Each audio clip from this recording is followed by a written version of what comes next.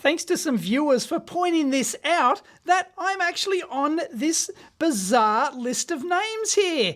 Where am I? Mailbag, EEV blog, and somebody else pointed out that Lewis Rossmann's on here too. Let's go down the list and see if there's anyone else that we recognise. Please leave it in the comments down below if you're seeing anyone. I still don't understand what the hell. Commercial Driving Academy. Like, I presume that they've sent this same weird-ass religious woo-woo letter to all these people, like, and all these groups or whatever.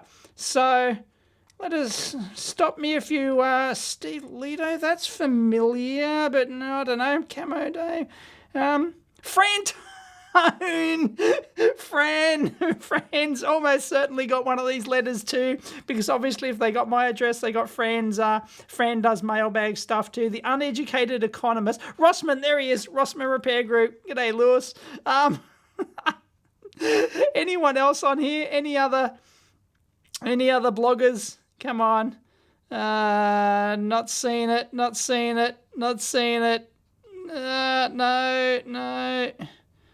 No. Prepsteaders.